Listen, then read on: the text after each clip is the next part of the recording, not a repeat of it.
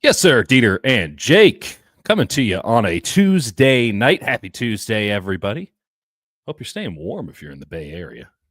Not that it's that bad relative to, like, I don't know, winter everywhere else, but About to be in Buffalo, New York. it's a good night for stew. Ooh, it is stew weather. It is stew weather. It's all falling apart, Jake. Now, this isn't news to us because we've been seeing the writing on the wall for more than a minute now. I mean, months, but we're at the point where something that I say on KMBR turns into a whole thing. That's not good. That's not a good look for anybody. I mean, I guess I'm the winner of all of that, and that can't be what anyone wanted out of this situation. Well, so you're literally wearing it. We have to get rid of Griffin in the comments here saying Rock Chalk Jayhawk. We don't have any of that kind around here. But welcome to the show, Griffin. So let's quickly summarize here. I was on KMBR yesterday. By the way, if you haven't listened to Jake already, he's been hosting 2 to 6 on the game this week, and not going to get in trouble for saying this. I think he's been doing a really good job. So you can check him out tomorrow. Jake and I are going head to head tomorrow from 2 to 6.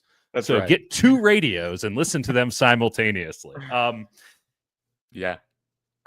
I was asked about Deebo Samuel not talking to the media after Sunday's game. And we've talked about it a little bit. And I just, it's obviously a bad look for someone who wears one of these, though a little bit more embroidered, for the captain of the team after they get their teeth kicked in on national television, forcing Tom Brady to go out there and, I don't know about that one, KB, go out there and blow V8 in Green Bay, Wisconsin. He had to get on his private jet to go to Green Bay, Wisconsin.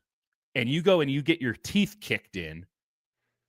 Just an embarrassing performance. You, Deebo Samuel in this case, goes 1 for 4, the only one coming off of a double reverse screen in which he missed a touchdown on the play because he didn't allow the blocking to develop. He cut it inside, and you watch Jake Brendel's reaction to that one, and if he was a little bit more patient and cut it back outside, it's close to a touchdown for sure.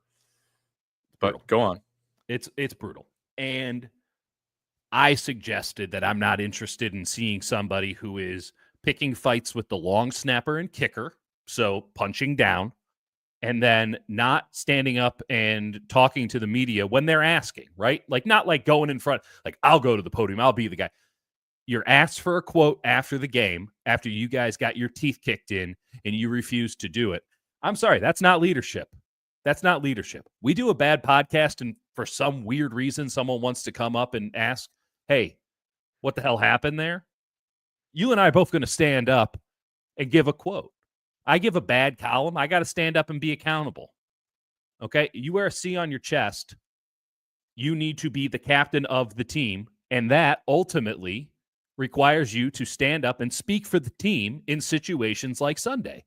So I'm not terribly interested in Deebo Samuel continuing to wear a C on his chest for the San Francisco 49ers, a football team that's been around a lot longer than he has and will be around a lot longer than he will be. I'm not interested in him wearing that C and not holding up the responsibilities, whether he wants them or not. He could decline the C. So that's the bit.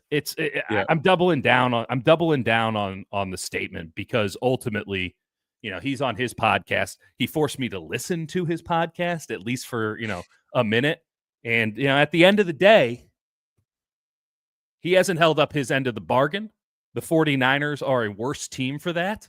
And while he is by no means the biggest problem going down with San Francisco right now, the fact that he can't come out and talk to the media, which is, in essence, standing up and taking accountability to the fan base.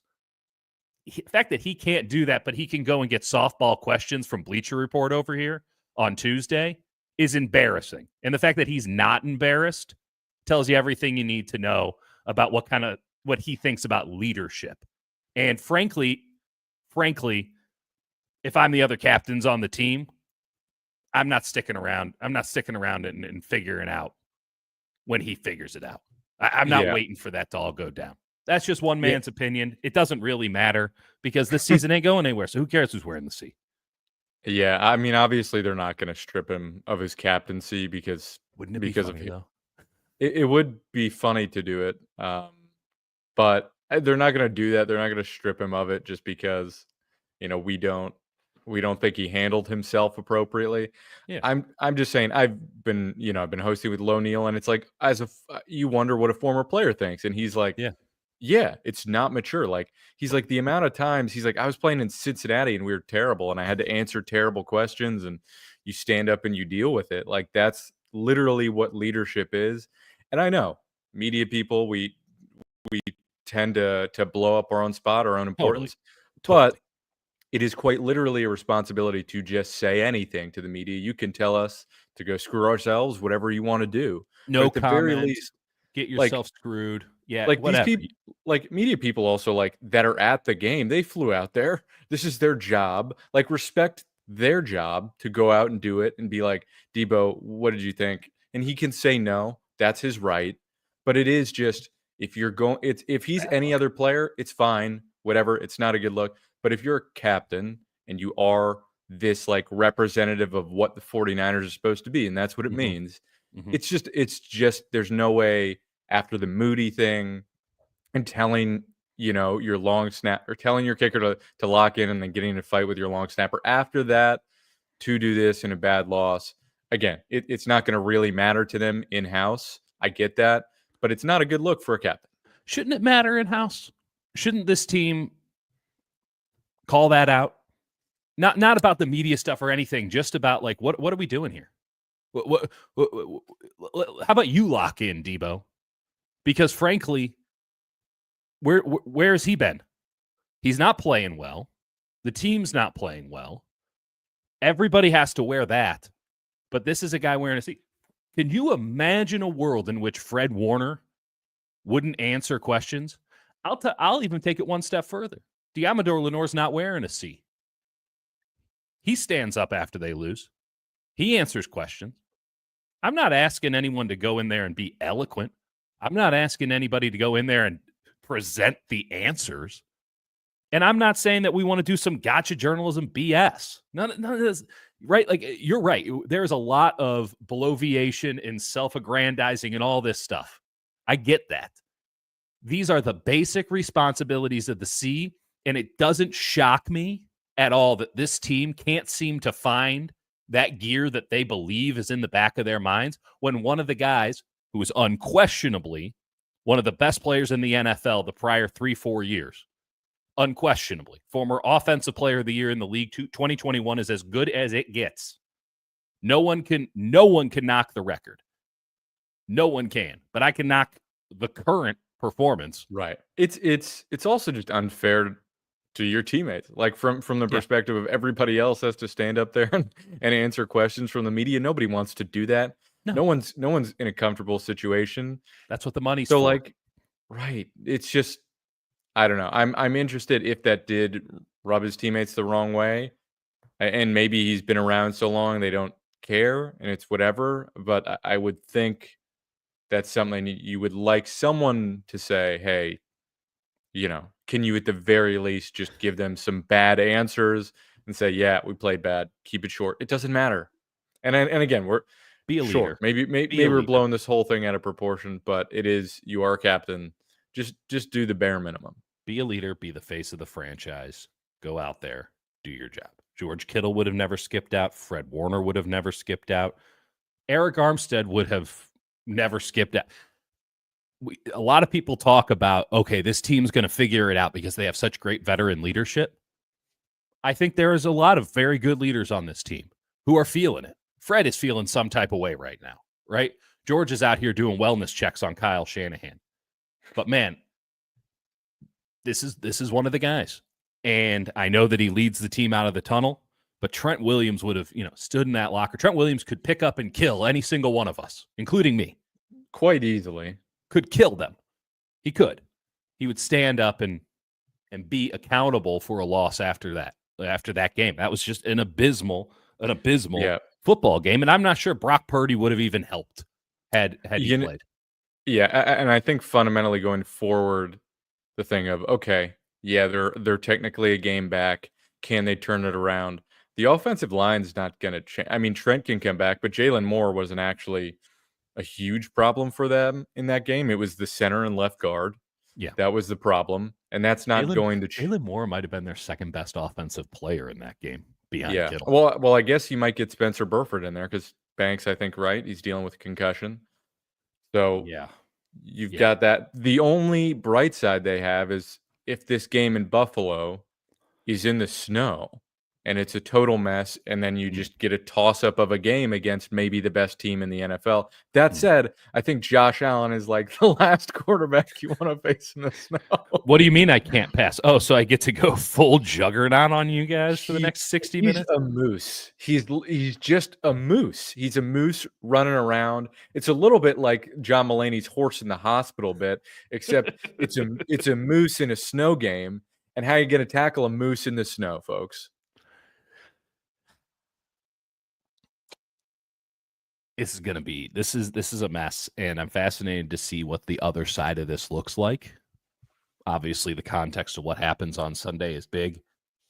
Brock Purdy, latest news from Kyle yesterday was that he did some light throwing, that he felt fine, but we're basically in the same spot we were last week. Right. So he's had 2 MRIs now. Doesn't seem as if they know what the injury is.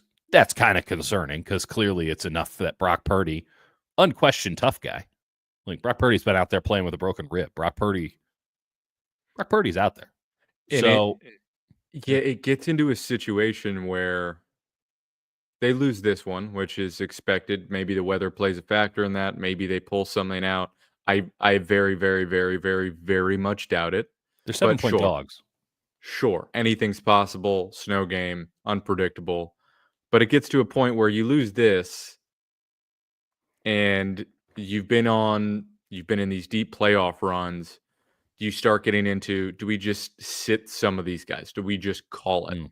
And I think because of the NFC West and because they will technically be in it, like I think Seattle could like lose to the Jets in a really Oh, stupid yeah. game. No, there's literally no scenario that you can throw my way about the NFC West that isn't plausible in my mind. Like every team losing every game other than the ones they have to play against each other, totally plausible. The Seattle Seahawks turning into an absolute juggernaut, winning every game by 1 point, completely possible.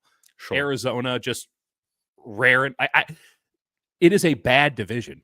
It's just, some people have an expensive bad car and some people have a cheap bad car, right? Some people are out here still rocking like a Saturn. I saw a Listen, Saturn on the road today. I've got a Mazda that's just been paid off, and I am gonna run that thing out of the ground. I got a 2007 Honda CRV. It exists for one express purpose: put the Christmas tree on top after Thanksgiving. Like that's why that car is there to be stolen. That car is there to put moose in the back of it. That's my giant golden retriever, the Not Josh Allen Josh of Allen. dogs. But like rookie year Josh Allen, where he doesn't know what he's doing at any point. Um, that car, you have to have a beater car, and then you can have like your nice car if you're in a 2-car household, such as my life. But some people, again, I saw like a Saturn on the road, and I was just like, hell yeah, brother. Like that's like a 1999 Saturn, and you're still driving it. Looks like it's fine. There was a cat in the back window. It was alive. It was a Nice. living cat. And I'm like, hell yeah, brother, you got it. And then there's also somebody who's out here in, the $900 a month Mercedes SUV, and you go, actually, that's not a good car. Like it's got the brand, but it's actually a lemon. They're all lemons. There's some people who have a really nice car. That's a piece of junk. There's some people that have an actual piece of junk. I lost the point of the analogy, but you know where I'm Yeah. going at. The point is, this is a team where there's been so much invested, and I think you lose this game. It's not quite over. Like they're not throwing in the towel yet, but you lose this game. I Seattle found it. wins. You found the analogy I somewhere in found the it. abyss that you dug yourself into. So the NFC South is the Saturn, and the NFC West is the really fancy car that's actually a dud. Because you look at the 49ers and the Seahawks, and I know that not all of them came in with serious expectations, but there's a lot of prestige and not a lot of good football in the NFC West right now, right? Right. Super Bowl champion Rams with McVay, the Seahawks coming, the Seahawks have been consistently feisty. The Cardinals, everyone wanted to buy into the Cardinals, hot. Here we go. Kyler's going to do it. They're hot to go. Meanwhile, everyone looks at the NFC. Hottogo, Thank you. I believe. Thank you. Meanwhile, everyone looks at the NFC South and goes, oh, they suck. Pretty much the exact same thing. Just the same exact thing. And at least they're honest about who they are. So that was the analogy. Yeah. I'm ruining the stream. I mean, if you want to game this thing out, like if you want to be the most optimistic, and just let's assume they lose to the Bills, because unless something wild happens, I'd be stunned if they beat them. Would love then to you see, have the would love to then see you have something the wild happen. Then you have down the stretch, you've got 5 games. You have to win all of them, right? You have to win all of them. You're not going to get in at 9-8. So it's the Bears at home, toss up. Bears aren't a good team, but they're unpredictable. They've got some guys. Whatever. This 49ers team isn't a good team. Rams, toss up. Dolphins, toss up. Yeah, Rams on Thursday night. At Dolphins Miami. At Miami. Tough game. Dolphins are still kind of going to probably be in it and fighting for their lives. Lions, you got to hope that the Lions have nothing to play for, but they will. And yeah, I can't. That division's too good. Like they're going to keep getting pressed by Minnesota. They're going to keep getting pressed by Green Bay. And ultimately, the Eagles are playing such good football that they're probably being pressed there too for the 1 seed. And if the Lions won anything, it's home field advantage. That's a big deal playing in a dome in Detroit. And then you end with the Arizona Cardinals on the road. Just not a single one of these games is easy. And this is a bad team. The 49ers are a bad team. Listen, is it possible they run the table after they lose to the Bills? Sure. Maybe. Anything's possible. It's so wildly improbable given the level of play they've put on the field. Okay, like even if we wanted to pretend as if the Green Bay loss in which you got your ass kicked by 28 games or 28 points, even if you want to pretend as if that was solely the quarterback and Brock will be back. Of course, it's the exact opposite. In fact, Brandon Allen might have been a bright spot in the game comparatively. Brandon Allen, I thought, did some really good things. He had that horrible throw in the first half. He slipped a couple times, but I thought he was really good. He threw a dart to Kittle on a skinny post, and then he threw a back shoulder one to him. It's the problem, and the reason I can't possibly see this team winning out after losing to the Bills, which is basically the scenario. A ridiculous sentence. How do you even not laugh coming out of your mouth? Yeah, but this is even for the most optimistic 49ers fan who says, okay, these are all winnable games. Sure, theoretically. The problem is your center has not been good. Your left guard, who's been bad, has a concussion. And I guess you go to Spencer Barford now if Banks doesn't come out of that. Those 2 guys have struggled. You're getting no push. And even in key situations, you're getting a hold. You're getting a failed block. And then on third downs, just schematically, you're doing this thing where teams are pressing you at the line of scrimmage and they're overloading you on one side and making you throw hot. And when you throw hot, more often than not, you get a throw that's short of the sticks if it's not like a 3rd and 2, 3rd and 3, 3rd and 4, even 3rd and 5. Beyond that, so you've got so many functional problems on the offense. And defensively, you don't have the guys at defensive tackle. I asked Greg Cosell about the wide 9 today, and he's like, I think the thing is coaches, even if that is the answer, even if changing it is the answer, coaches have a really hard time changing something that's worked. So I think that's something that they would assess in the offseason. But even if you did have great defensive tackles, your scheme is questionable. And you don't have great defensive tackles against the run. You just don't have the guys. You don't really have the scheme to fill it. And you're asking too much of your linebackers. And Fred Warner, he's not playing his best. He's still playing well, but he's getting targeted every single game by linemen climbing to the second level. They just go right at him. They're using motions. He doesn't stand a chance. There's so much that's going against them that it's really difficult for me to see a way where they would win 5 straight And I think the better case scenario is for them not to. Yes. I don't want to go down that road until they get absolutely curb stomped in Buffalo, which I'm not sure is going to happen. But if it does happen, then we can have the conversation about what's best for the team. The idea that they should just, play the young guys. Buddy, they're already playing the young guys. Where are these other young guys? Nugent? Garendo? Okay, great. Get them in there with the rest of the young guys. They have a secondary that's all baby children, right? D. Winters gets more snaps. They've been thinking about, do we play D. Winters every day since week 1? They have decided not to.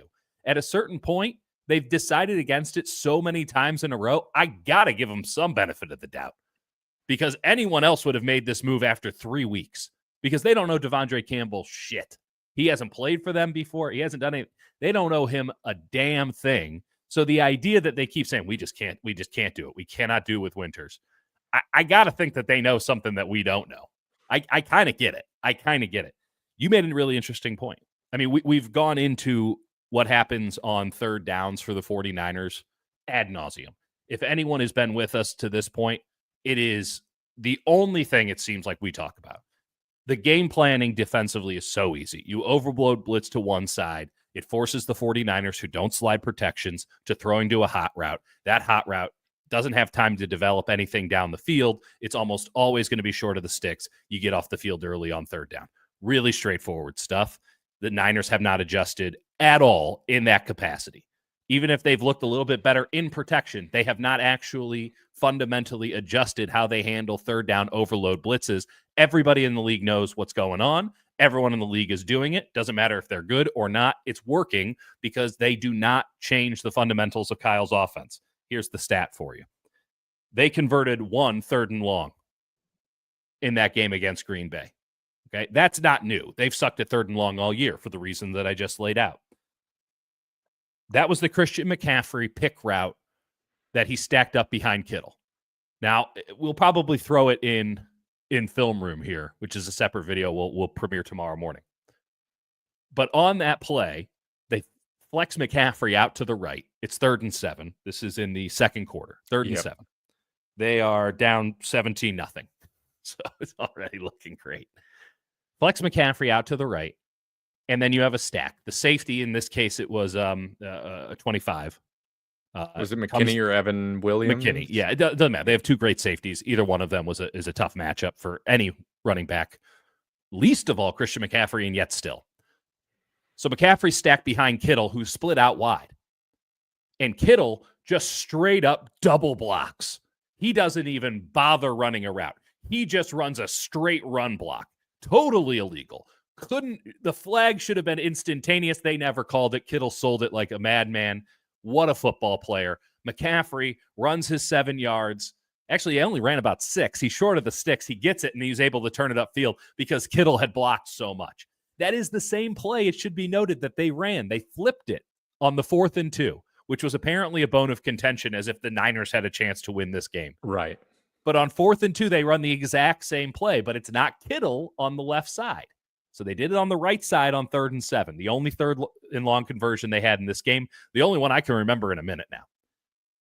They flip it on 4th and 2. Yeah. On 4th and 2, they flip it from the right side to the left side. So it's now Jennings as the player that McCaffrey's on the ass of, who they stack behind him.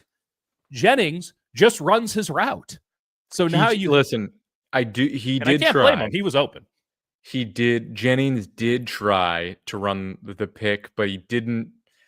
I think he went, well, he thinks he's probably going to get penalized, I think, if he runs through McKinney's face. He should be penalized if he runs through McKinney's face. But he still probably should have done it. Yeah. And they don't get the pick. And Allen, I don't really blame him for just. That's his one. That's the route. Just play with deciding for McCaffrey to be open. But McKinney is a stud, goes outside leverage and just clamps him. And there's nowhere really for the ball to go. If he looked right, you could make an argument, if you want to get totally galaxy brained about this, that if you bump motion McCaffrey to the left, of Brandon Allen, then you get a different depth where you could look right. where Kittle and Pearsall it's either the safety or the corner, and they put them in conflict, and Pearsall comes open. And then if that's not there, you can quickly go back to McCaffrey because he's running at a different depth where there's more time to get to the route. This is all getting galaxy brained, and because it doesn't really matter. It's You have just a backup saying quarterback and it's 4th and 2nd. Maybe just throw the ball. right. And one other thing Cosell talked about is they were as simplistic as they've ever been with their motions and their offense because it is a backup quarterback who hasn't played in 2 years, which I think is a pretty reasonable thing to do. But that's just what happens. You try it and go for it on 4th and 2, and it's a similar play. You don't get the pick, and you don't get the conversion. Yeah. I will say, did we go in on this extensively on Sunday, the 12 men on the field back to back? I cannot remember. I've talked about it so much this week. I can't remember if we talked about it, but happy to talk about it again. I've been looking for the sign, right? I've consistently been saying, like, I need a sign. I need something big and cosmic and just obvious about Nick Sorensen's because I can't tell. He obviously doesn't have the personnel that to make a really good defense here. Doesn't have the defensive line. So, like, how can you have I don't think you can have a great offense if you don't have a great offensive line. I don't think you can have a great defense if you don't have a great defensive line. Call me old fashioned. So he got handed kind of a shitty stack, a shitty deck of cards here. And I'm not arguing that he's doing a good job, but I also couldn't go in on him for doing a bad job. Then I saw them have 12 men on the field on back-to-back plays. And like, I'm not sure how anyone could possibly defend the work that he's doing. Like, I mean, the one thing I thought he was organized. Kyle Shanahan didn't defend it. He went, so they kind of the refs screwed us first over one on they did screw him. Yes, they did. They got screwed over on the first one. And then he goes to the second one. He's like, I'm busy screaming at the referees, which is fair. That's kind Kyle of takes his eyes off the field for 1 minute and he leaves someone else to do their job and they can't do it. The same thing that happened with Wilkes. The only thing you should be doing after getting a 12 men on the field penalty is immediately counting and seeing how many do we have on the field. Let's check our personnel. They tried to do it again. The refs gave them enough time for the substitution. They went, no, we're actually good with 12. We're fine with 12. This is we're right. You're wrong. This is actually this is a tactical, this is a strategic move for us, and we're gonna stick with it. So it's indefensible. That's something that it's not a fireable offense, but when you haven't shown promise in other areas. Like, there are a lot of young coordinators out there that are doing cool things. And I think Sorensen is in a tough spot where the 49ers defense is flawed in a lot of ways. And I don't think Kyle wants them to experiment too much. Correct. I think their identity is to trust the defensive line to get home and be simple. Mm-hmm. That is another thing, like the wide nine, that should be examined in the offseason. I think wholesale changes may be coming. We can discuss what wholesale means.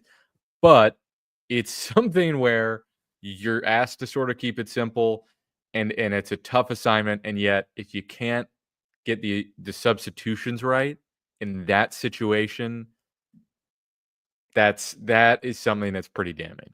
They're going to have a ton of draft picks, like 11, 12, 13.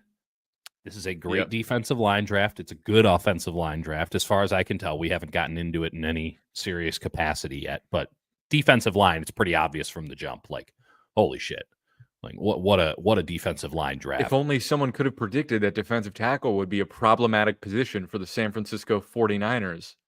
I mean, listen, Deebo listens to the show, so he could have been a captain and taken this to Kyle and said, like, I think we got a problem because Dieter and Jake are on it. But what was it? When were OTAs in May? May. We said this was going to be a problem. Yeah. But Jordan Elliott was their best run defender against Green Bay. Kyle said that out loud. And here's the thing. He might be right. Really? Probably not. No, it's probably Evan Anderson. And I'm not impressed with him. That's damning. They don't have a good interior run defender. They just simply don't. Malik Collins And is like kung fu fighting in there. It's kind of fun to watch sometimes. he's doing cool shit and also getting gapped into oblivion. What the Packers did immediately is say, okay, you're gonna attack our outside shoulder and shoot up field. Wonderful. That is exactly what we want you to do. Keep on doing it. And then when you go back to trying to hold up in the gap, you can't. You just don't have the dudes to do it anyway. So it was legitimately, this is the singular game where I'm like, wow, they got worked over tactically. Again, Chiefs it wouldn't. too. It I mean, Chiefs Chiefs was also just we Chiefs knew was what it was rough, going to but be. you knew what was coming. Maybe it's just the element of surprise with Green Bay because they ran some stuff, like literally ran it, like in the running game that I've never seen. I've never seen motion to counter. Like, it sounds simplistic. Like, that was wild. There was some wild stuff that they were running. They ran Honestly, one play it three was like times. elevated Deebo in his prime. What they were doing, like this should have been what Deebo and Christian McCaffrey looked like together if Deebo still had the juice at the time that they got Christian McCaffrey. The timing on those blocks and also Jacobs Awesome.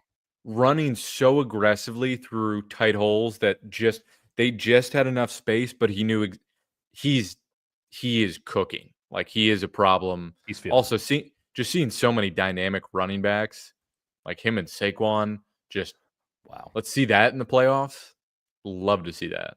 That'd be a hell of a matchup. I mean, that's the weird part. We have been so lucky to be at the vanguard of cool shit in the NFL for the last half decade, right? More than that, where you just go, wow, this is really fun stuff. And every year it kind of gets more interesting, and you get these super fun and engaging tactical battles. And now they're just not even part of that ball game anymore. Have the 49ers played a single game this season that's made anybody feel good?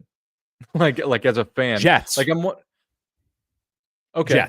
Jets. I mean that. I mean Jets. No one should have felt good after New England. I know you had just gotten off the plane. You were jet lagged, so you weren't going to feel good. But, like, the New England game felt like they won, and they won handily. And it was felt like, meh. weird. There was a It didn't weirdness feel to great. it. It felt like they got away with something a little bit, even though it was never in doubt. The Cowboys Seattle game had the same energy. Totally. The Seattle game had the same energy. Thursday night game, you go, all right, well, important win, whatever. We got through it. Great. The Cowboys game, they played the greatest quarter they've played all season, and then in the fourth, they said, let's be the Golden State Warriors and just come at us and do what you want to do because we're ready. We're ready for you to destroy us. There's something to be said. A lot of people have made the Warriors comparison, but the Warriors exploded.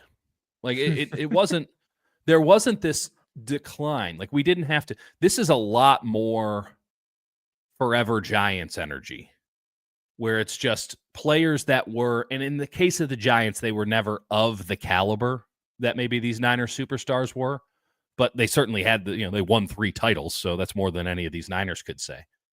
But ultimately, it's this slow fade, and you're just a frog in the boiling pot of water, just slowly cut. Like, at some point, you realize, like, oh boy, they're cooked. It's over. And I guess we could have known that based on the fact that Christian McCaffrey went for the cash grab before the season started. Like, I got to get it now. And Deebo Samuel's like, hell yeah, I'll restructure my contract. Like, the signs were there. We talked about it. They had a hell of a run. It sucks that they didn't win a title because they were, outside of Kansas City, the second best team. And anybody in football would have traded places with them in a second. But they just pushed it 1 year too far. And hindsight being 2020 now, like, obviously they pushed it 1 year too far. It felt when they were trying to trade both Deebo and Ayuk this past offseason. This was before the late summer Ayuk stuff. And asking insane price tags for him. Correct. But when they were trying to trade both of them, trying to trade Deebo for a first and Ayuk for 2 firsts. That's your hint. If you're considering trading these guys, even for an absurd price, now you know, hey, we gotta shuffle the deck here a little bit. We gotta mix it up. Because frankly, the only shift that you had was, oh, we're going to cut Eric Armstead, who we got on Armstead a lot. I was never that impressed with him, but what they wouldn't do for an Eric Armstead right now. At least No he can hold the question. gap every now and again, unlike anybody on this team. I'm with you. I'm with you. I need to ask you a really pressing question, and that is, Yes. who's your favorite forever giant? Sorry, hashtag forever giant. Evan Longoria. Ooh, that's a really good one. I It's think that's that there's mine. an insidious, there's that's layered. Bobby Evans is back. I don't know why everyone's so down on the Giants. I mean, Blake Snell signs with the Dodgers today. Bobby Evans is back. That seems like a good trade for me. You know what's awesome? First of all, mine is John Brebbia. I think Wonderful. Brebs, Alex Dickerson was Alex was in the Dickerson mix too. meant so much to me at the Cheesecake He Shop. he was awesome, and then some certain people online took the joke too far and ruined it for everybody. Um, Never. the Giants, you know what's awesome is it's not that the Giants just let Blake Snell go. It's that they were so Farhan was so snarky and at the trade deadline, and they're like, "No, we got a shot," and everyone's like, "No, you goddamn don't." Go get some prospects, and they went, "No, we got a chance." You didn't. They No. didn't get anything for him, and now it's not only is he going to the Dodgers, it's that him going to the Dodgers just I know you haven't been on Twitter very much. No. Everyone is basically saying the sport of baseball is dead. That's how bad it is because they're like all this deferred money. All, this is unacceptable. Baseball should be burned to the ground, Rob Manfred which is I doing love. such a great job in that he's allowing the Dodgers to just do whatever they want fiscally, just no rules on that front. And he has two of his teams playing in minor league ballparks for the foreseeable future. Not just 1 year, for many years. They're doing a great job, Rob. You nailed it, Rob. You're absolutely nailing it. By the way, it's the only sport that it's the commissioner of baseball, right? You ever He's not you ever even have Major League Baseball commissioner. He's the commissioner of baseball, like he was ordained the title by God.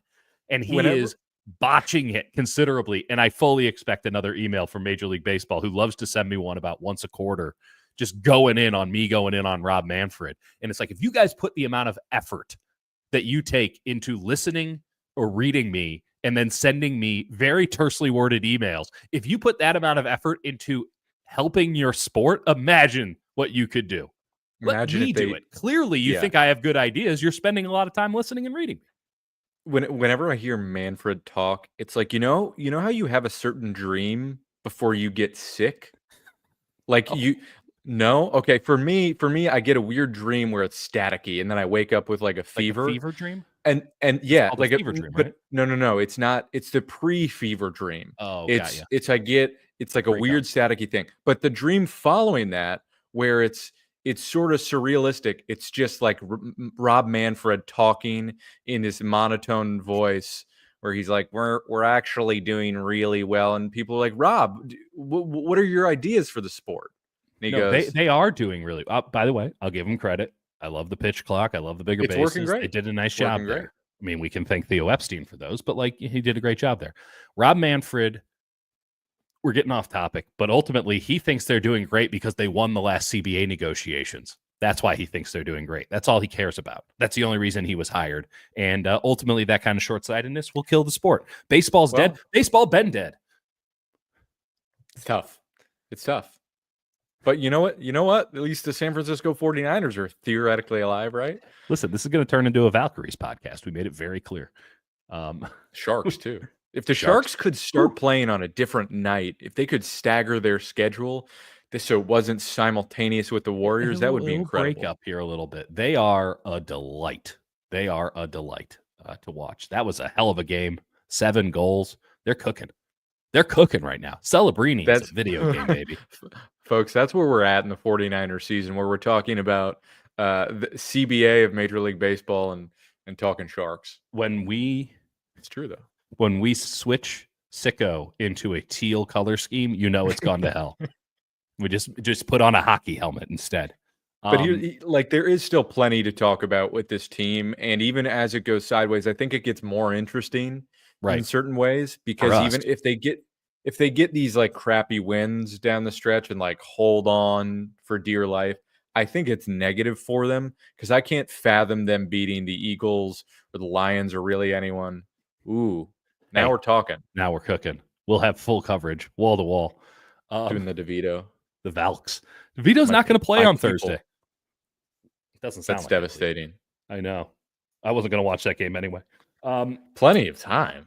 Joshua, buddy. I'm not I No. don't Well, no, Shanahan does have plenty of time. He has 2 more years. Oh, if you're talking about this season, no. If you're talking about fix this team going forward, absolutely. Sure. Sure. I want to make sure that we're very, very clear. And he was actually talking about this year. So That's he's incorrect. yeah. I want to make something very clear. You can't fix bad football players at the NFL level.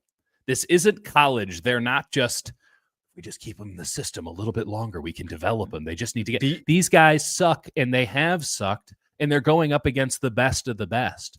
When your best of the best aren't the one guy who has upheld his end of the bargain this season legitimately is George Kittle. The one guy. Now, I'm not saying that the effort isn't there for guys, the other great players, even Deebo. I think the effort's there. But ultimately, they're not holding up their end of they're not performing at the same level they were at last year, the years before that. And ultimately, what are you supposed to do? This team's special teams have sucked every week, right? Is that because they're poorly coordinated? Those are pretty simple plays. I've never once thought like, wow, what terrible coordination. I have thought, wow, what terrible players. Yeah. Go back to the last 3 drafts where you're drafting Drake Jackson, Ty Davis Price, Cam Latu, Ambry Thomas, Ambry Thomas at least played for you. True. But so like Trey Sermon. Trey Sermon was starting games in 2021. You missed. You want to wonder why they were 3-5? You missed on so many picks.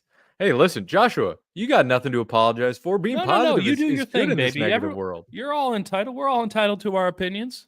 At the end of the day, we're all entitled to our opinions. Joshua, you keep doing you, baby. You keep pushing it. I appreciate you. Did not mean to crush your spirit. Appreciate you. Well, let's not lie here. Let's not lie here.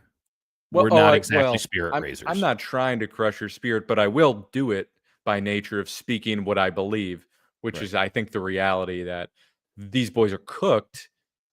I don't know how you overcome the fact that this team, in order to be a good team or a great team, which is right, if you're going to compete and win all of these games down the stretch, be a great team.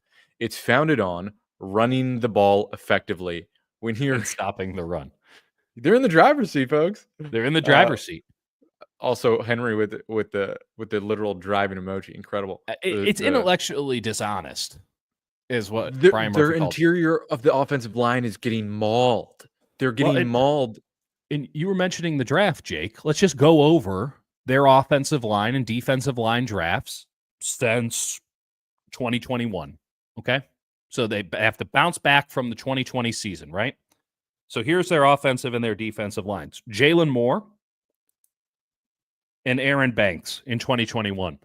That's actually as good as they've ever done. Correct. Even though you passed on Creed Humphrey for Aaron Banks.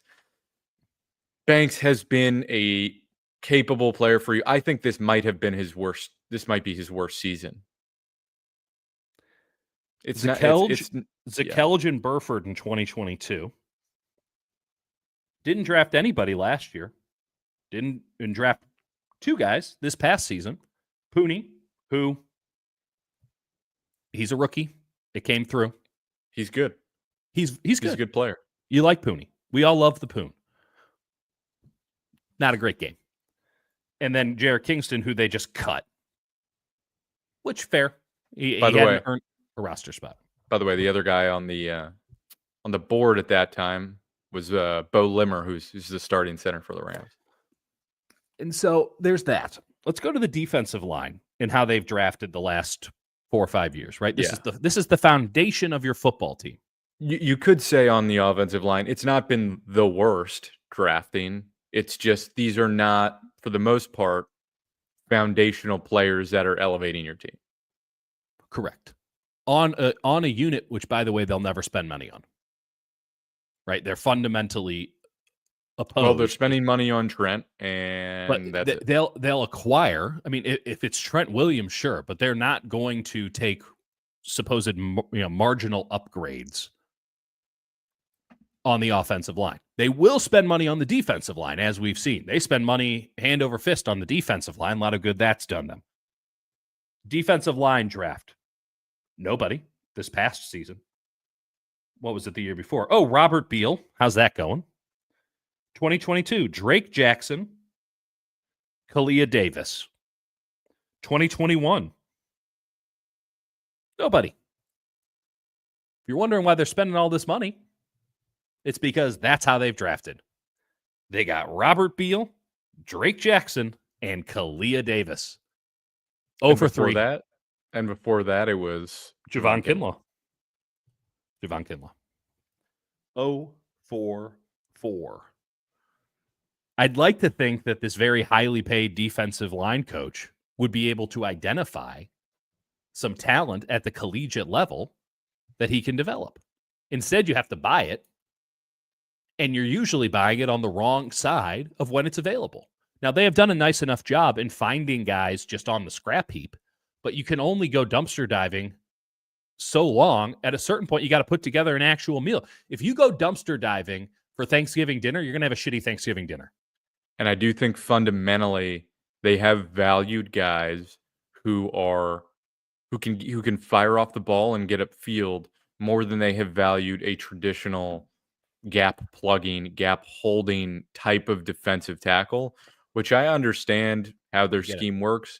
There are questions to be asked if that is the best way to go forward. I'm not saying you need everybody to just be a meatball standing there, holding double team, because you don't necessarily want that.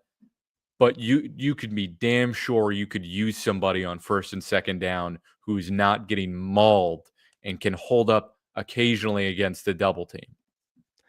Especially, too, when you know that you don't have the players to effectively run this. Maybe you hedge a little bit.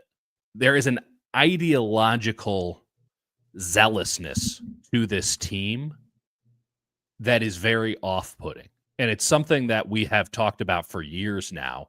Not in it just the balance between ideology and scheme and the way Kyle and his coaches do things, the way that the league operates, and pragmatism. And ultimately, this was always going to come to a head in a very serious way. And Kyle doubled down on the way that they do things again this year. And they didn't have the players, and pragmatism came and kicked them in the nards, because this is an offense that's built to beat cover 3. It's a cover 4 league. This is a defense meant to split gaps and get into the backfield. This is a multiple blocking league these days. Very complex run game. A lot of gap stuff, if we're being frank. This is Kyle building systems that he wouldn't want to face. And ultimately, we've now reached a point where they've been doing the same thing for so long that everyone else figured out better ways of doing it. So I'm not saying they got to get rid of Kyle. I'm really not, because he is clearly smart enough to figure this out. But this is the thing he needs to figure out. I'm not saying he needs to shift everything week to week. That's impossible. They've taught it one way for the last 25 flipping years. They're not switching it on a dime. You wish that they could. You wish that they had that level of flexibility, the full Belichick role. We are nothing, therefore we can be anything. But that's not how that's going down. Yeah, I'm with you. I think the reality is, as this season continues to crater, and I think it will, I just fundamentally don't see a way it doesn't. Right. They are going to face questions this offseason about scheme, and especially about personnel. And when I talk about personnel, I'm not just talking about players. I'm talking about coaching. Totally. I think they have reached a point where year over year, and I wrote the story. I talked to all the 49ers coaches last year, And I credited Kyle Shanahan for I called it a superpower of replacing coaching talent year after year. They have lost 36 coaches. I believe 3 are NFL head coaches and 7 other ones are coordinators. Another 16 or 17 were promoted elsewhere. It's like I do 30, think they've 40 reached, yeah, that they've I, lost. I do think they've reached a point where you lose Slowick and LaFleur and McDaniel and D'Amico and Sala and a bunch of other coaches, like one of the Kubiaks, Clint Kubiak, Joe They've run out Woods, of Kubiak. random guys that you don't hear about, like Daryl Tapp, who's now the defensive line coach, was a huge part of the 49ers defensive line. You Michael lose all those Clay, guys. assistant special teams coach, now the special teams coordinator for the Eagles. Exactly. You lose all of those guys. And I do think there's a point of they have a pipeline, but when guys get hired quicker than you were sort of expected or hoping for, you have to promote guys quicker. And you just don't have as much in your cupboards as you thought you did or as you would hope. And so you get into the situation where you promote Nick Sorensen, which took a while. If they were really sold on him immediately, I'm not so sure it would have taken that long. You remember it was like a protracted search and they were sort of nearing the end and then it lingered. They talked to Brandon Staley and they didn't really want to make him the coordinator. Now you have a situation where it will be interesting what comes out after the year on that, of how that dynamic has worked and what Staley has taken, and maybe they just promote Staley. It's a weird. He's Anthony Lynn again, where they say he's doing so much behind the scenes, but no one can say what he's actually doing behind the scenes. And it's not Right. because he's some mastermind. It's a lot of stuff. They want Ulbrich. They wanted Ulbrich last time. They're going to go back for Ulbrich again this time. And it might actually work out because he's a very good defensive coordinator. Saleh ain't coming back. Ulbrich is about as good as you're going to get. You could do that'd be a win for them. And I do think, don't forget, I mean, Matt Barrows had it in his mailbag today. It's something we've talked about a couple weeks back when Saleh got fired. The Niners asked for Ulbrich specifically from the Jets this past offseason. That was Kyle's number one target. I can't have Robert Saleh back. Who's Robert Saleh's number 2? Give me that guy. And the Jets said, you can't have him. He's our defensive coordinator. This is a lateral move. Nothing you can do. So what did they do? Who can we get inside? And who can we bolster him with? Again, Kyle, ideologue, pragmatist. I can't have what I want. Fine. I'll just, whatever. Just give me whatever's laying around here. Instead of being like, oh, now I got to dig down deep here and maybe go find somebody new. Maybe put myself outside of my comfort zone. Try something up. Go to the college ranks. What did Matt LaFleur do? Hey, Boston College head coach Jeff Hafley, how would you like to take a pay cut but not have to deal with NIL anymore? I'd love to. I would love to come play, be your defensive coordinator. What a concept. What an outside the box hire. What a move. Something that Kyle would never, under any circumstances, do because, well, by the way, that guy was on his staff. How do you think the connection's there? That was a guy who was his secondaries coach when he first showed up. Kyle Shanahan kept him on for a year. He has the relationship. And he couldn't even go get a guy like Jeff Hafley, who a couple of years ago was considered an option as an NFL head coach. Somebody who was getting interviews in that regard, or at least buzz. Not on it. You're going to fire your defensive coordinator at the end of the Super Bowl? I agree. But damn. Come on now. Super chat here. Amen report. Shout out to the super chats. Kyle wants his Spags at DC. Go get Dennis Allen. Problem solved. Yeah, that's actually not that bad. I like that. That's pretty good. Well, I do think Dieter agrees. I do think they're going to go with Ulrich. I do think that that's where they want to go. I think that there's interest there. I feel like that was kind of a lover spurn situation. That's there. But shout out Super Chats. We'll definitely bring it up on the Super Chats. We'll also bring up the free ones. The water carriers are coming after Dieter. Uh-oh. I mean, I wouldn't know. I've been off Twitter for a month now, and the content has never flowed faster. Let's put it that way.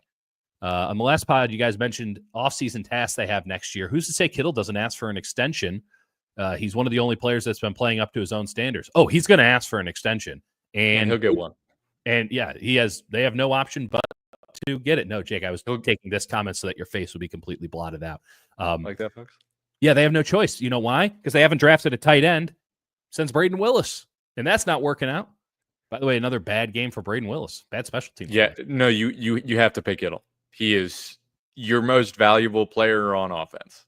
And then guess what happens? At some point, maybe it's next year, maybe it's 3 years from now, The it wheels all fall goes, off. and Yeah. then we're having the same conversation, but at least he'll talk to the media. But you didn't you haven't drafted a single capable tight end since you drafted George Kittle. Yeah, But you drafted Cam Latu in the 3rd round, which I will continually and never forgive them for. as well you should. Purdy will go on IR eventually. That's a Jake Hutchinson prediction as well. You can see the Was writing it? on the wall. Well, maybe I that I was in private conversation. I feel like we talked about that as a possibility, and that's something where if this goes sideways and you're Purdy and you're waiting for a $60 million contract, it doesn't really benefit you, and it doesn't benefit the 49ers to say, all right, you've had a serious elbow injury and now you got a shoulder injury. Just play through it. I don't know. I do.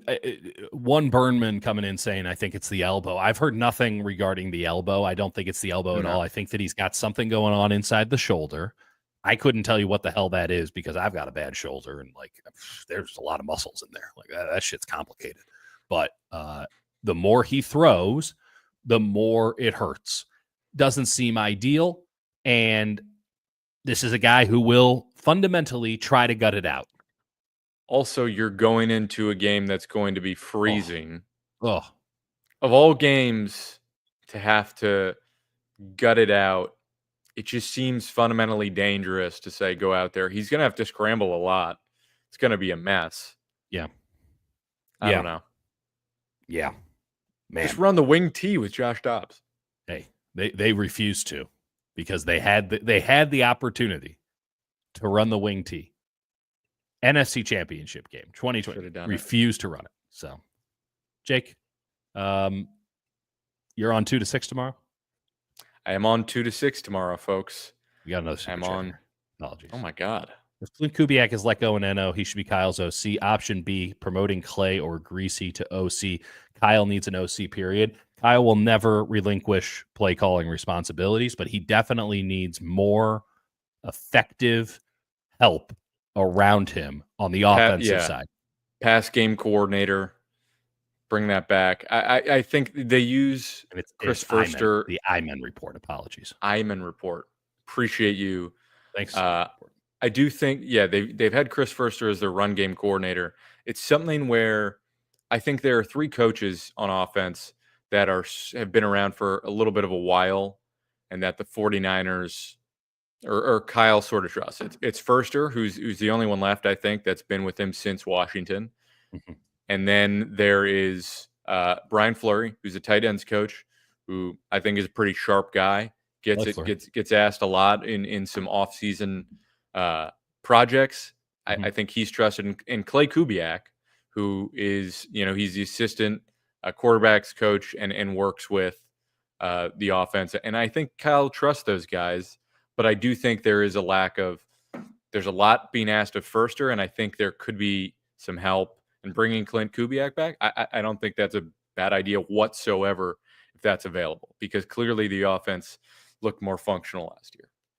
I mean, Mick Lombardi is on the staff now. You got Deuce Schwartz, MIZ. You got a lot of young guys that's cool. That's cool, but is Kyle going to listen to those guys? I like Leonard Hankerson. I think he's a pretty good coach. Are they going to listen to him?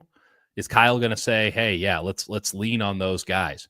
He runs it kind of like the mafia. Now, and this is not to imply that there's some malfeasance going on, but he very much values loyalty, right? And that's not surprising when you come from and you enter the league the way that he entered it. His daddy got him the job. Full stop. It's not to say he wasn't qualified or that he was good, but his daddy got him a job with the Buccaneers. And his daddy was his number one recommender throughout. And his dad should be a Hall of Famer. Like, his dad has 2 Super Bowl rings. His dad's one of the greats. And so the idea that Kyle wouldn't value loyalty is insane. Yeah. I want to, before we close out here, where they bring back Greenlaw next year, I absolutely think that's very likely. I think Greenlaw will probably play a few games at the end of this season, whether it's in the cards or not, probably because he wants to play. Yeah. And he's just been itching to get out there. I remember I was at a practice and he was throwing the ball around with Fred Warner, and he jumped up and caught it. And Fred's like, no. Don't do that. Don't do that. Chill out. Like Sir, please no. he's itching to get out there, right? I get it. He I loves football. and I think they will need to, because Lord knows whatever production he could offer, I think it's even beyond that. It's just his energy is a legitimate factor. The only guy that's brought anything close to that is Malik Mustafa, and there's been nobody else. I guess Diamador Lenore too. But yeah, they will, I think, be able to bring him back. Now, coming off an He's not going to Achilles, be too expensive. He'll he stick should be around. affordable. It will be half of his current deal. He's getting paid about $8 million right now. He'll get like 4, maybe 5. There will be a bunch of incentives on it. Campbell got, I think, 4.5, 5 from the Niners. So 1 just year, give it to Greenlaw next year. a make good, no problem. I have no problem with that, because at a certain point, we joke about the fact that they're in such a bind with all of these players who have sort of aged out, right? They're at the back end. But like, you do need competent football players at some point. It's not to imply that, Christian McCaffrey or Deebo Samuel Samuel competence might be a stretch at this point, but like, because he just isn't performing at all. But ultimately, you do need NFL caliber players. Those guys are NFL caliber players. They're just not knows your superstars. scheme. Knows your scheme is valued by your other linebacker. Trusted. There's no harm in bringing him back. I do not think. And it's always year 2 that he's going to get overpaid, much less to $15 million. You have to have a market. Who the fuck is going to pay Dre Greenlaw $15 million coming off an Achilles tear? I'm with you. And we're going to end with that. I know. Deebo playing in Dallas in 2025. I would say there's no way that anyone would possibly trade for Deebo Samuel. I stand corrected. I know one man who might trade for Deebo Samuel. His name, Jerry Jones. Yeah. Everyone, thank you so much. Loving what we're doing with the live streams. Let's keep it going on Friday night. Jake, appreciate you. Genuinely appreciate all you folks. Massively appreciate it. You can catch me tomorrow, 2 to 6 or 1:45 to 6 on 95.7. We got the crossover that starts at 1:45. So catch me there. And appreciate you all. And you can also catch me at 2 to 6 on KNBR tomorrow. Which 49er will I force to respond on their podcast? You don't know. Happy Thanksgiving, everybody. We'll talk to you on Friday, where I'm sure we'll just have so many really, really positive things to say. Adios.